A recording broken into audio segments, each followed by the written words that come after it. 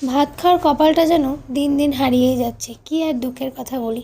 যাই হোক, আগে শেয়ার করি। আগের দিন তো তোমাদের সাথে শেয়ার করলাম একাদশীর দিন থেকে সকাল থেকে দুপুর পর্যন্ত। তো দুপুরবেলায় আমরা কী কী প্রসাদ পেয়েছিলাম সেগুলো কিন্তু আর শেয়ার করা হয়নি, তাই ভাবলাম এই ব্লগে একটু শেয়ার করে দিই।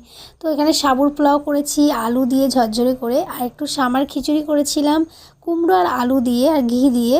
আর এখানে দেখো সানফ্লাওয়ার তেল দিয়ে আমি সাবুর বড়া ভেজে নিয়েছি, কয়েকটা বাদাম ভাজা নিয়েছি আর কয়েক টুকরো শসা নিয়ে নিয়েছি।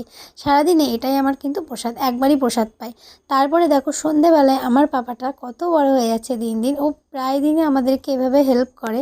তো ভাবলাম যে তোমাদের সাথে তো কখনো সেভাবে শেয়ার করা হয়নি যে আমার সোনা পাপা কীভাবে হেল্প করে, কীভাবে ও দিন দিন বেড়ে উঠছে, কিসের মধ্যে দিয়ে। তো সেটাই আজকে তোমাদের সাথে শেয়ার করো ছোটো ছোটো ক্লিপ নিয়ে।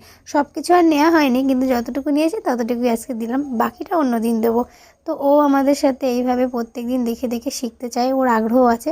তো ও যতটুকু পারে, যতটুকু ও মন থেকে ভালোবাসে ততটুকুই করে, আর ততটুকুই তোমাদের সাথে শেয়ার করলাম। আর ওর সাথে কৃষির সম্পর্কটা কিন্তু টক ঝাল মিষ্টির মধ্যে। কখনো গিয়ে কৃষকে বকে, তো কখনো গিয়ে আদর করে, তা কখনো আবার দুষ্টু দুষ্টু করে ওর দিকে তাকায়। তারপরে দেখো আমরা কিন্তু প্রত্যেক একাদশীতে নৃসিংহদেবের 108টা করে তুলসী পাতা দিই। আর ও তাড়াতাড়ি করে এসে সবটা দিয়ে দিয়েছে, দিয়ে আবার একাই নামিয়েছিল। তারপরে কিন্তু আবার আমাদের সাথে একটা একটা করে দিয়েছে।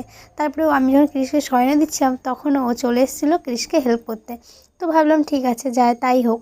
তো যাই হোক, এইভাবেই আমাদের একাদশীটা টুকটাক করে চলে গেছিলো। তো এটা পরের দিন পারণে আর ভাত জোটেনি এই কারণে বললাম, কারণ ওয়েটটা দিন দিন এতটাই বেড়ে যাচ্ছে যে ভাবছি আস্তে আস্তে ভাত খাওয়া কমিয়ে দেবো। ভাত খেতে কিন্তু খুবই ভালোবাসি, কিন্তু এবার কমিয়ে দিচ্ছি। তো তার পরিবর্তে একটু ওটস নিয়ে নিয়েছি, একটু শাক, একটু আলু ভাজা, কয়েকটা একটু শসা।